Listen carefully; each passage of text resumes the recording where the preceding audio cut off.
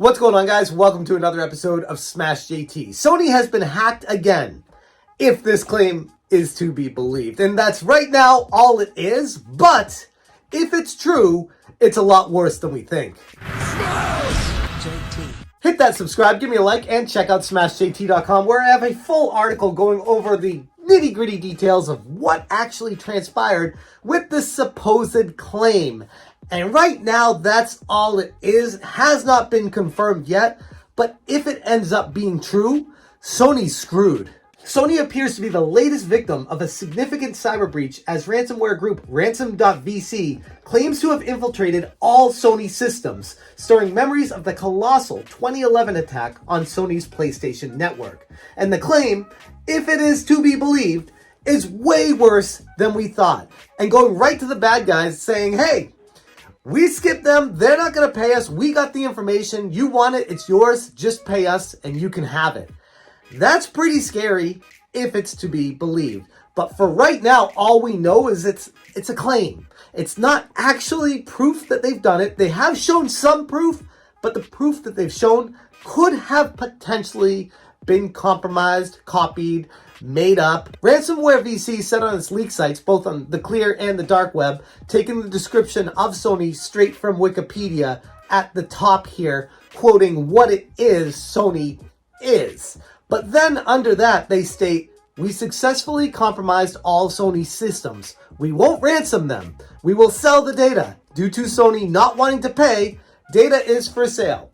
So in the cybersecurity industry, what this typically means is they did a ransomware attack and they locked all the files up with Sony and they said, hey, you can pay us this undisclosed amount of money and we'll unlock them for you.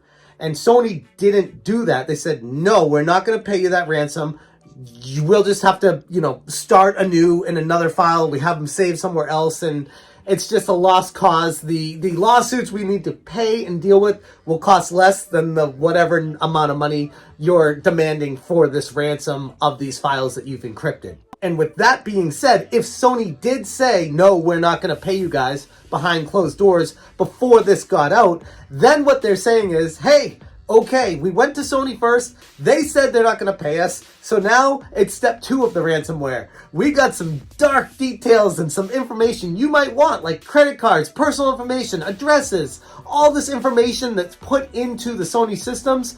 They supposedly, if this is to be believed, have all of that, and for a price are willing to sell it out to the public right now. The group does include some proof of hack data, but it's easily faked. So at the same time, I don't want to be like, oh, that's the proof. We have it. They have the information.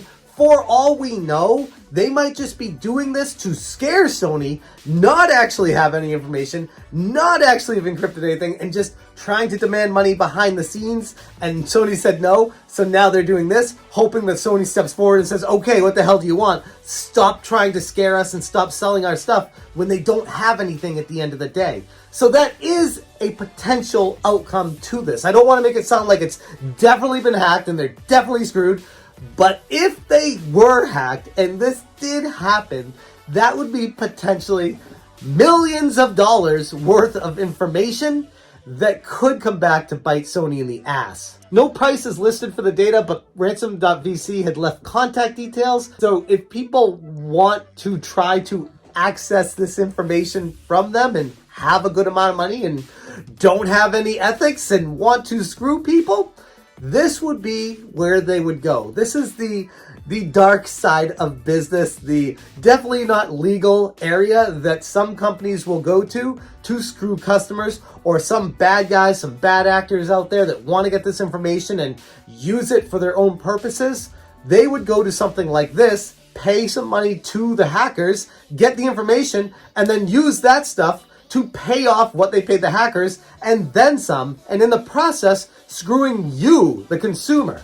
While the authenticity of the claim remains uncertain, the group has released what they purport to be proof of the hack, albeit not overly convincing at first glance. It consists of seemingly internal logon pages, a PowerPoint presentation, several Java files, among other things. The group has given a post date of September 28th, 2023, postulating that this could be when the data is revealed wholesale if it isn't purchased. So So this is kind of an ultimatum to Sony right now, going at them saying, hey, we want you to pay us for the stuff that we have encrypted, locked away, that we stole from you guys. You want it back? You need to pay us. Sony said, no, we don't deal with terrorists. You can keep that. We're moving on from it. And now they're trying to sell it privately to anyone else. And then, if no one buys it, then they're just going to pour it out there publicly for anyone to take and screw with. So Sony is screwed either way. Ultimately, circling back to, Sony needs to pay up if they don't want to be screwed. Where people might say, well, what if Sony pays? And they still do that. It's kind of a code of ethics, which is kind of comical, that hackers have. If they hack you, they're like, hey, pay us and we won't release it. And it's just like a code that is just, they don't release it. They get their money. They have no reason to screw with you further. They just move on. So Sony could potentially pay them and just trust them not to release this information.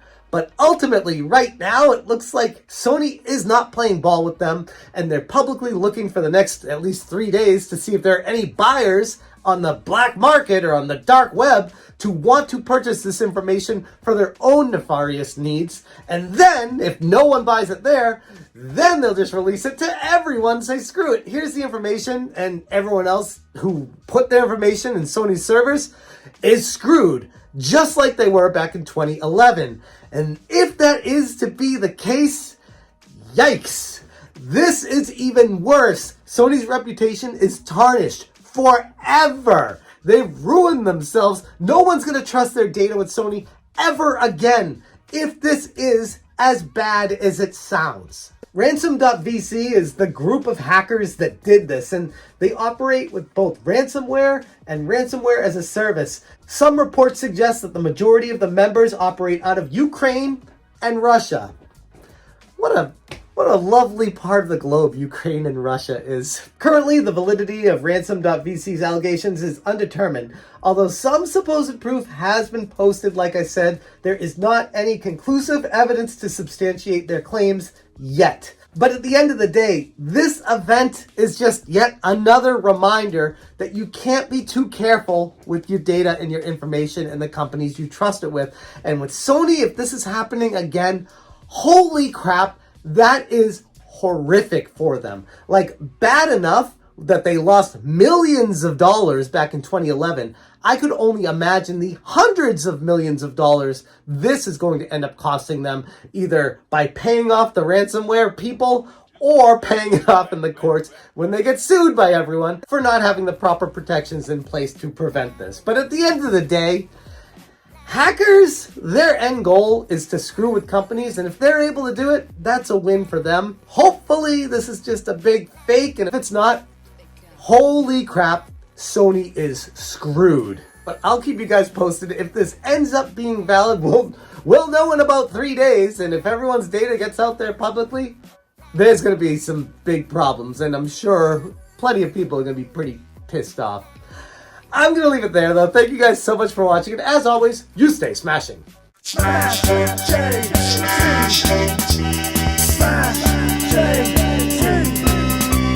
Smash